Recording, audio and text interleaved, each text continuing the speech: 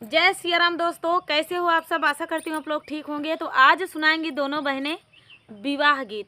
श्री राम जी का विवाह गीत है, सुनिएगा और बताइएगा कैसा लगा। बहुत ही प्यारा पुराना विवाह गीत है। तो देर न करते हुए चलिए सुनाते हैं। दीपिका ऑफिशियल आप सभी से कुछ कहना चाहती हैं। दोस्तों यही कहना चाहते हैं कि हमारे चैनल पे आप लोग फुल सपोर्ट कीजिएगा।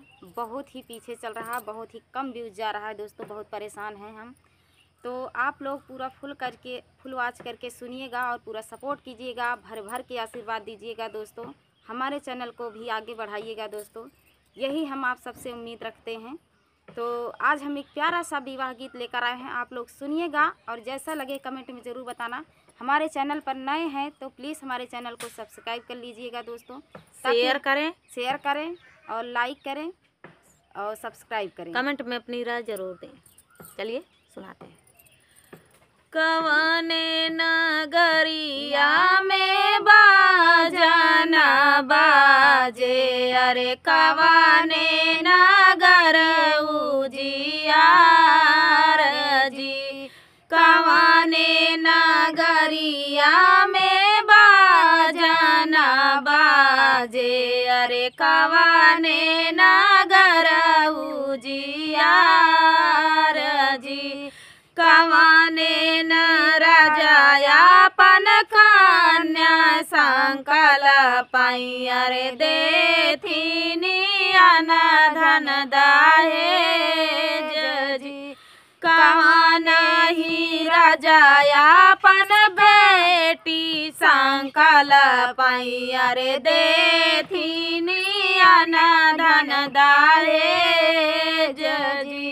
अवध नगरिया में बाजना बाजे, अरे जनक नगर उजियार जी।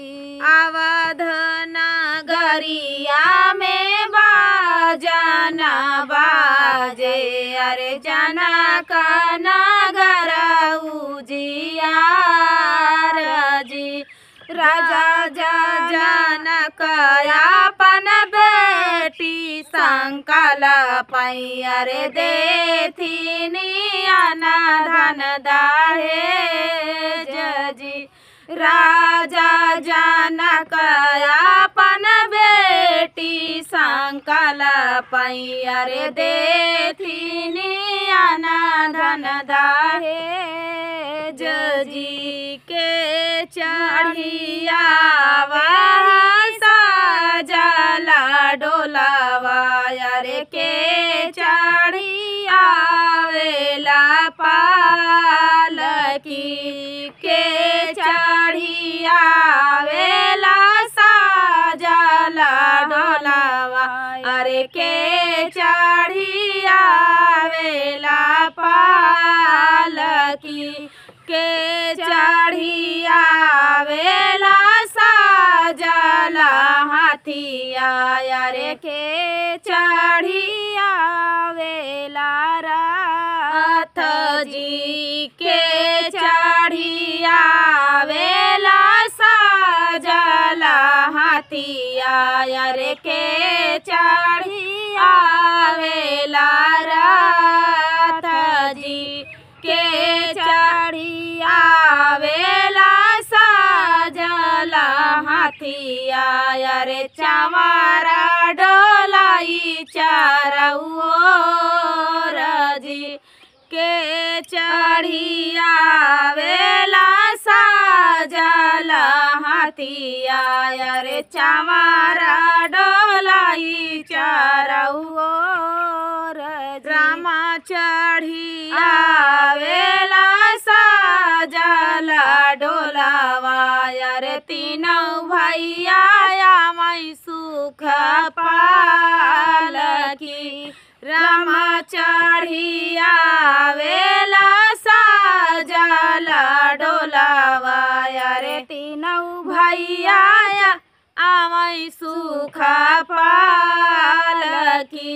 राजा दशरथ मई सजला हाथिया, अरे चमारा डोलाई चारौर।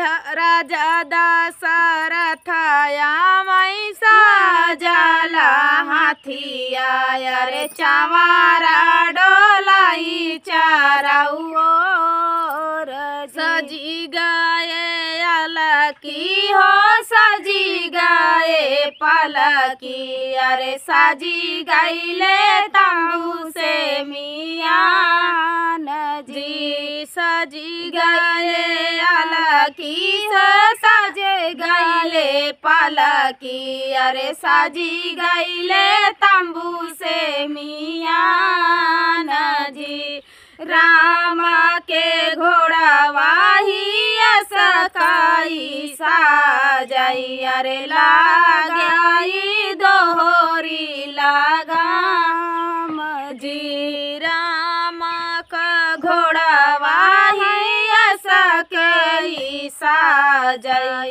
अरे लगाई दोहरी लगाम जी जाई बारातिया जनक पूरा पहुँचई अरे राजा जनक जी के द्वार जी जाई बारातिया जनक पूरा पहुँचई अरे राजा जनक के दुआर जी गाँव के सखी सब गावाई गारी अरे ले दशरथ जी के नाम जी गाँव के सखी सब मंगल गाँव अरे ले राजा दशरथ का